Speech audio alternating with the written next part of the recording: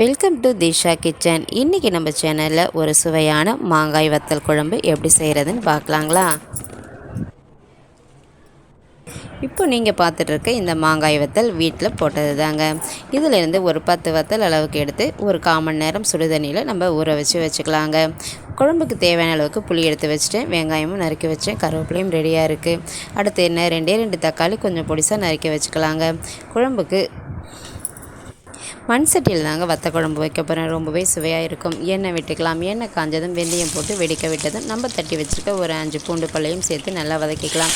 கூடவே பொடிசாக நறுக்குன்னு சின்ன வெங்காயம் தாங்க சேர்க்கணும், பெரிய வெங்காயம் நல்லா இருக்காது. கருவேப்பிலையும் சேர்த்து நல்லா வதக்கிக்கலாம். சரிங்க, இப்போ தான் நம்ம திஷா கிச்சன் சேனலை முதன்முறையாக பார்க்குறீங்க அப்படின்னா சப்ஸ்கிரைப் பண்ணிவிட்டு மறக்காமல் பக்கத்தில் இருக்கிற பெல் பட்டனை கிளிக் பண்ணிக்கோங்க. வெங்காயம் வதங்கினதும் தக்காளி சேர்த்து வதக்கிக்கலாங்க. தக்காளியை வதக்கிறா இருந்தாலும் வதக்கலாம், இல்லை புளித்தண்ணியோடு சேர்த்து கூட கரைச்சிக்கலாங்க, அதுவுமே நல்லாயிருக்கும். தக்காளி வதங்கினதுக்கு அப்புறமா இதனோட கொஞ்சமாக மிளகாய்த்தூள், காரத்துக்கு ஏற்றவாறு குழம்பு மிளகாய்த்தூள், உங்களுக்கு எந்த அளவுக்கு காரம் வேணுமோ அந்த அளவுக்கு சேர்த்துக்கோங்க. அதையும் சேர்த்து நல்லா ஒரு 2 பெரட்டி விட்டுட்டு நம்ம புளித்தண்ணி கரைச்சி வச்சுருக்கோங்க இல்லைங்களா, அதையும் இதனோட ஊற்றிடலாங்க.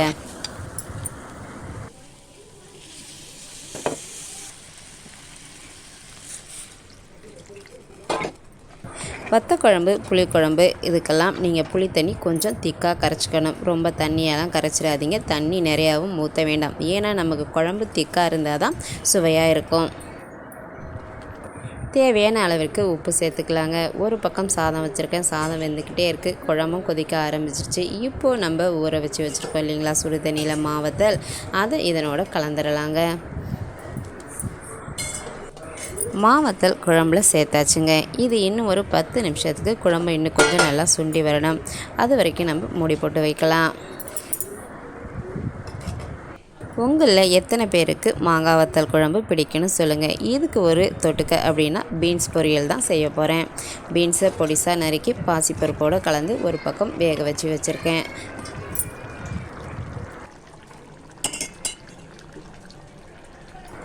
அப்படியே கொஞ்சம் அப்பளமும் பொரிச்சாச்சுங்க. அப்பளம் பொரிச்ச அதே எண்ணெய் சட்டியில் பீன்ஸையும் தாளித்து விட்டாச்சு. கிட்டத்தட்ட மதிய சமையல் முடிஞ்சிருச்சு.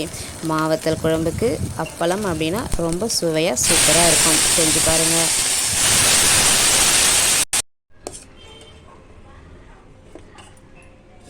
இன்றைக்கி மத்தியானம் பீன்ஸ் பொரியல், சுட சுட சாதம், அப்பளம், ஒரு நல்ல கெட்டியான தயிருங்க. வீட்டில் வர ஊற்றின தயிர் தான்.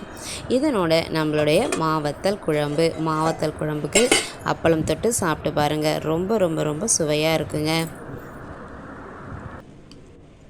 சுவையான ஒரு மாவத்தல் குழம்பு ரெடிங்க. வீடியோ பிடிச்சிருந்தால் லைக் பண்ணுங்கள், ஷேர் பண்ணுங்கள், சப்ஸ்கிரைப் பண்ணுங்கள், மறக்காமல் பெல் பட்டனை கிளிக் பண்ணுங்கள். தேங்க்யூ ஃபார் வாட்சிங்.